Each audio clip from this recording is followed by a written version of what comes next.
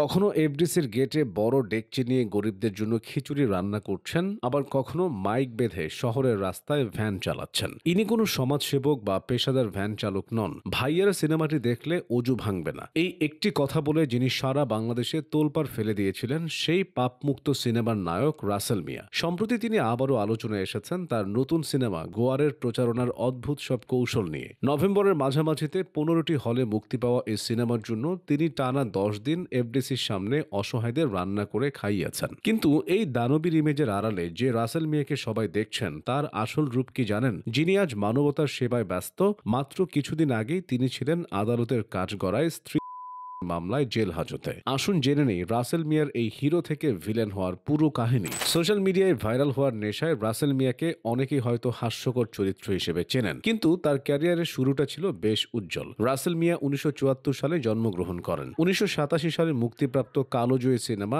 রাজলক্ষ্মী শ্রীকান্ততে কিশোর চরিত্রে অভিনয় করে তিনি জিতেছিলেন জাতীয় চলচ্চিত্র পুরস্কার। তখন তিনি পরিচিত ছিলেন মাস্টার রাসেল নামে। এরপর দীর্ঘ বিরতি। হঠাৎ 2022 সালে তিনি আবার আলোচনায় আসেন ভাইয়ারা সিনেমার মাধ্যমে। তবে এবার আর অভিনয় দিয়ে নয়, বরং অদ্ভুত সব মন্তব্যের কারণে। তিনি দাবি করেন তার সিনেমাটি সম্পূর্ণ পাপ মুক্ত এবং এই সিনেমা দেখলে মানুষের অজু নষ্ট হবে না। তার এই ধর্মীয় অনুভূতিকে ব্যবহার করে সিনেমা প্রমোশনের কৌশলটি তখন ব্যাপক সমালোচনার জন্ম দেয়। রাসেল মিয়ার ক্যারিয়ারের চেয়ে তার স্ট্যান্ডবাজি সবসময় বেশি আলোচনায় ছিল। ভাইরাল হওয়ার জন্য তিনি নিজের 5 লাখ টাকা দামের মোটরসাইকেলে প্রকাশ্যে আগুন ধরিয়ে দিয়েছিলেন। এটি ছিল তার অ্যাটেনশন সিকিং বা মনোযোগ আকর্ষণের এক চরম দৃষ্টান্ত।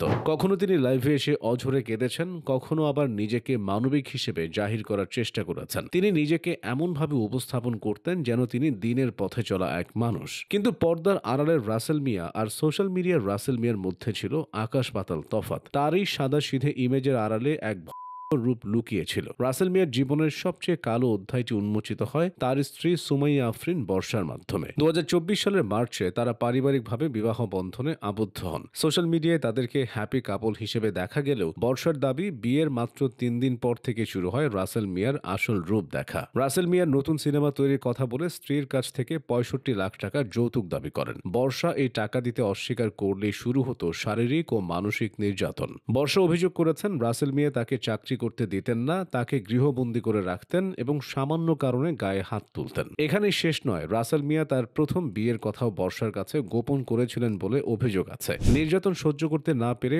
অবশেষে আইনি ব্যবস্থা নেন তার স্ত্রী বর্ষা। তিনি বাদী হয়ে ঢাকার সবুজবাগ থানায় নারী ও শিশু নির্যাতন দমন আইনে মামলা দায়ের করেন। সেই মামলার প্রেক্ষিতেই গত সেপ্টেম্বরে পুলিশ রাসেল মিয়াকে গ্রেফতার করে। গ্রেফতারের সময় রাসেল মিয়া নাটকীয়তা ছাড়েননি। তিনি ফেসবুকে লাইভ করে নিজেকে নির্দোষ প্রমাণের চেষ্টা করছিলেন, কিন্তু আইনের হাত থেকে শেষ রক্ষা হয়নি। আদালত তাকে কারাগারে পাঠানোর নির্দেশ দেয়। শুধু স্ত্রী নয়, রাসেল মিয়ার বিরুদ্ধে প্রতারণার আরও একাধিক অভিযোগ রয়েছে। যে মানুষটি কদিন আগেও নীতিবাক্য আউড়ে বেড়াতেন, আজ তিনি আদালতের কাঠগড়ায় দাঁড়িয়ে। সবচেয়ে অবাক করা বিষয় হলো, জামিনে বের হয়ে তিনি আবারও স্ত্রীর নামে সোশ্যাল মিডিয়ায় মিথ্যা অপপ্রচার শুরু করেন, যার ফলে তার বিরুদ্ধে ডিজিটাল নিরাপত্তা আইনেও অভিযোগ আনার প্রস্তুতি চলছে। আজ তিনি এফডিসিতে রান্না করে মানবিকতার নজির গড়ছেন। হয়তো কাল আবার নতুন কোনো বিতর্কে জড়াবেন।